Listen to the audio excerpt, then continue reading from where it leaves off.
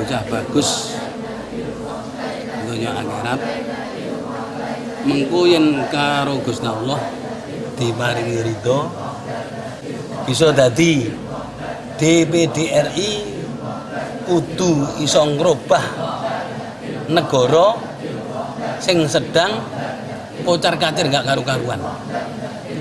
Anakku Surajoko Pangreksa Bahwana wis tak ngekei modal bisa bertani, bisa berdagang, berusaha apa saja. Apa duwe kepengenan anakku kudu iso dadi pejabat berguna bagi agama bangsa negara, berjiwa thalibah. Mata kepalamu harus bersih dari amplop dan pengharap-harap. Mata hatimu harus bersih dari rumah tanah sertifikat deposito. Kamu harus berani menyampaikan keabaran Allah. Allahu Akbar. Jangan takut, jangan nakut-nakuti. Harus berani menyampaikan kemurahan Allah. Allah itu betul-betul memberi kemurahan kepada negara, itu murah. Murah-murah luar biasa. Tanah seperti itu suburnya, tambang segala tambang seperti itu. Maka anakku harus bisa untuk contoh pejabat yang lain. Apalagi anakku Surajoko Pangreksa Bahwana masih sangat muda, baru usia 23 tahun. Semoga Allah memberi ampunan segala dosa dan kesalahan, memberi petunjuk jalan yang benar, jalan yang lurus, jalan yang menuju keselamatan dunia akhirat.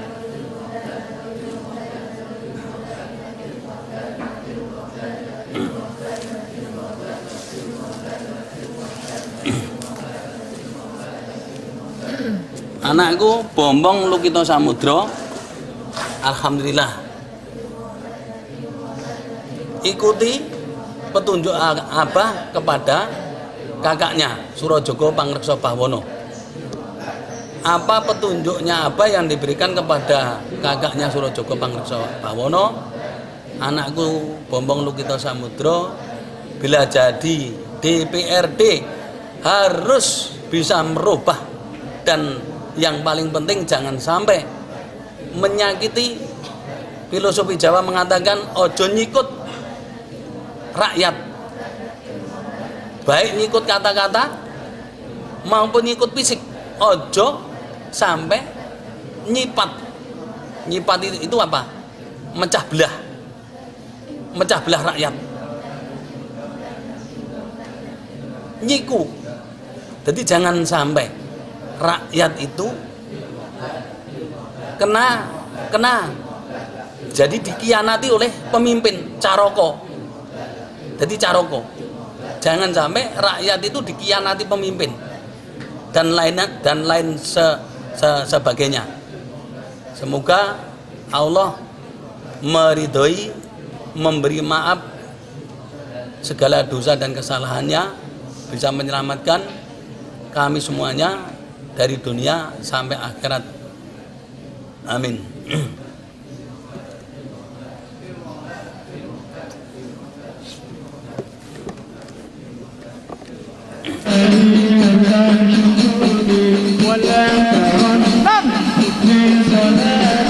ولا ركوع ولا سجود اللهم صل على محمد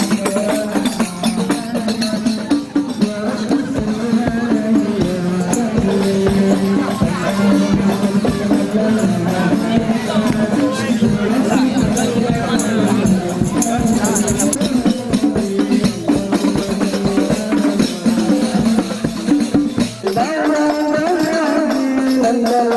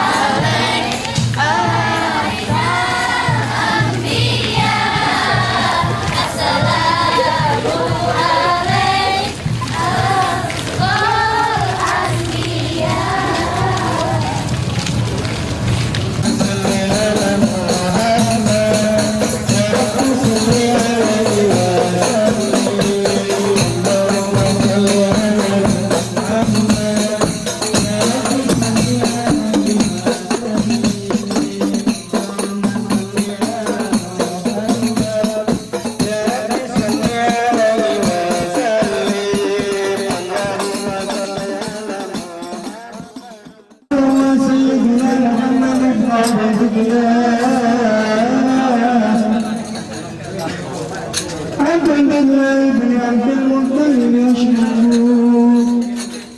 شيبة الغبر من الاتصال الثانية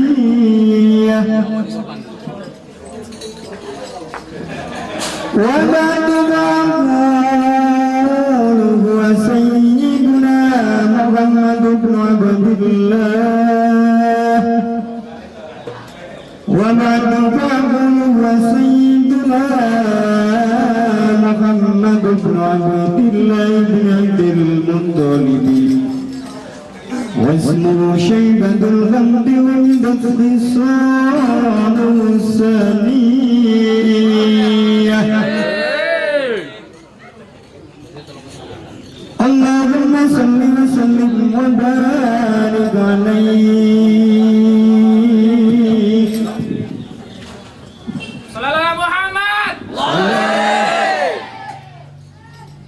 ابن قصي واسمه جمع سمي بقصي من قصيب بلاد قلعة القصية إلى أبعده وضع إلى الحرم المحترم وضمائها ابن كلاب اسمه حاكم بن مرة بن كعب بن لؤي بن غالب في رفع اسمه قيس بن سعد البدون القرشية وما فره بلال كما تناهي إليه كثير والنظر لمالك ابن بلالة بن خزيمة بن مدرك بن إلياس وهو أول من أهدى البدن إلى الرغام الهرمية وسمع في سلب النبي صلى الله عليه وسلم ذكر الله تعالى نباه ابن مدر بن نزار بن واد بن عدنان وهذا سر الفرائد فنال سنة السرية ورجعوا إلى الخليل إبراهيم أمسك عن الشهر وأباه عدنان بلا ريب عند فرعون بن سمية إلى الذي إسماعيل نسبة ومدم أبعد من دندان الصواهب الذرية وكيف له السيد الأكرم صلى الله عليه وسلم وسيدة المنتقى اللهم صل وسلم وبارك عليه وعلى آله وأصحابه صل على محمد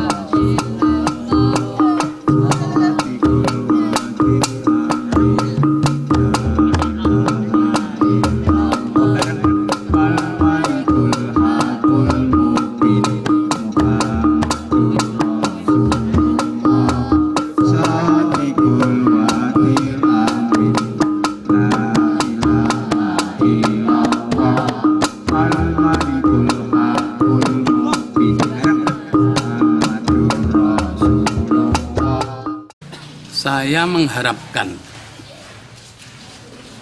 pemilu yang akan datang itu berarti 2000 berapa? 19. 2019. Seharusnya pemerintah atau DPR bikin undang-undang bagaimana supaya pemilih itu diberi sangu atau diberi ganti rugi. Biasanya pemilih itu kan orang miskin itu kan meninggalkan pekerjaan. Sehari misalnya 20.000, pemerintah bikin undang-undang atau DPR bikin undang-undang. Bagaimana supaya APBN itu diberikan kepada hak pilih, per hak pilih itu minimal 50.000 atau 100.000 nggak apa-apa toh. Uang itu uang rakyat dikembalikan ke rakyat 5 tahun sekali. Jadi jangan sampai caleg itu mengeluarkan uang. Bila caleg mengeluarkan uang, bila nanti si caleg itu tidak jadi, kemana larinya? Bisa ke rumah sakit jiwa. Kalau caleg yang jadi karena sudah mengeluarkan uang terlalu banyak, kemana? Pasti maling. Ngerogoti uang negara. Maka harapan saya, pemerintahan yang akan datang atau DPR yang akan datang bikin undang-undang supaya hak pilih itu diberi ganti rugi bagi orang yang miskin itu, atau semuanya nggak masalah, minimal per orang itu 50.000 atau 100.000 nggak apa, 5 tahun sekali. Alasannya kenapa itu Pak, kok apa harus dikasih 50.000 itu? Lah, untuk ini, jadi untuk menjaga caleg-caleg yang ngawur, caleg-caleg yang gila jabatan, tapi tidak memikirkan nasibnya rakyat maupun negara. Yaitu, saya melihat lapangan yang jadi, caleg yang jadi karena terlalu mengeluarkan uang yang banyak, akhirnya mencari pulian. Kemana kalau nggak merusak uang negara? Yang tidak jadi pasti stres. Kemana larinya? Pasti ke rumah sakit jiwa. Ini alasan saya. Apalagi anak saya kita calonkan yang anak nomor 2 DPRD, 1 juta pun tidak mengeluarkan uang. Diberikan kepada siapa? Terkecuali untuk administrasi atau si wirawiri itu pun teman-teman atau si relawan berusaha sendiri, tenaganya, pikirannya, hartanya. Yang anak saya yang pertama, Surojogo Pangrekso Bawono, tak calonkan DPD RI, berjuang kemana di mana, diterima oleh teman-teman atau relawan per kabupaten kota. Sepeser pun tidak mengeluarkan uang. Malah anak saya dan rombongan disambut dengan si gembira, senang, malah ada yang nangis, diberi makanan dan lain sebagainya, malah diberi amplop dari pendukung atau dari relawan. Tapi anak saya kan sudah kita ajarkan jangan menerima dari manapun. Malah ada dari pejabat daerah memberi, terus akhirnya anak saya tidak mau, dipaksa untuk ya kebutuhan mestinya bensin dan lain sebagainya, tapi masih saya simpan. Terus saya pertimbangkan dengan orang yang penting, nanti bila jadi tidak usah dibalikan, dibelikan sapi saja nanti untuk tasakuran, pengajian, wayangan, reyogan. Fakta, ini bahasa ketuhanan dan kemanusiaan. Apalagi orang awam atau orang gila jabatan, orang yang tahu agama saja setahu saya itu masih mau mengeluarkan uang. Alasannya apa? Sedekah dan lain sebagainya.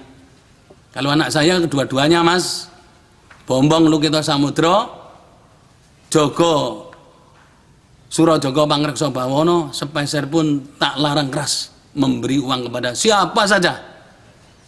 Bila jadi alasan saya biar berguna bagi agama bangsa negara, berjiwa khalifah. Itu kan di pemerintah dilarang Pak, diatur di undang-undang juga. Itu pemerintah sebenarnya tahu nggak Pak? Pasti tahu. Kalau di masyarakat itu ada politik uang. Pasti tahu, polisi, jaksa, hakim, hansip pun tahu. Malah yang suka bermain itu kepala duso itu. Jadi bukan lurah. Jadi bukan Esmoyo, bukan Semar, bukan Bodronoyo, kepala duso. Malah yang selalu menciptakan ini, money politik itu. Kerjasama sama caleg-caleg yang gila jabatan itu. Kalau dunia diatur oleh kepala dosa, dunia diatur oleh si caleg-caleg yang gila jabatan, bagaimana anak bangsa kita nanti? Ya itu Mas, kembali ke harapan saya supaya anak saya nanti bila kepilih harus berani mengeluarkan pendapat bagaimana supaya pemerintah dan DPR itu bikin undang-undang 5 tahun sekali mengeluarkan uang untuk pemilih itu minimal 50.000, syukur 100.000 setahun sekali, daripada dirampok oleh pejabat-pejabat yang gila itu, gila harta, gila wanita. Kan di TV kan bisa dilihat itu. Nah ini prihatin Mas, saya sangat prihatin sebagai manusia, apalagi saya hidup di pondok pesantren, saya hidup di masjid. Saya selalu mengajarkan kepada anak-anak saya maupun santri-santri saya, mata kepala harus bersih dari amplop dan pengarep-arep. Mata hati harus bersih dari rumah tanah sertifikat deposito. Berani menyampaikan keakbaran Allah, Allahu Akbar. Berani menyampaikan kemurahan Allah. Indonesia itu betul-betul diberi kemurahan Allah Mas. Tambang segala tambang. Kalau orang tahu sejarah Mas, tidak bisa dikatakan itu Pak Nabi Mas. Bila Nabi tani, tokoh yang mengaku agama Islam tidak bertani. Nabi saudagar yang mengaku tokoh tidak mau jual beli apapun, yang penting sehat dan halal. Apalagi ada pertanyaan kubur, wama nabiuka, nabi, pemimpin itu nabi Mas.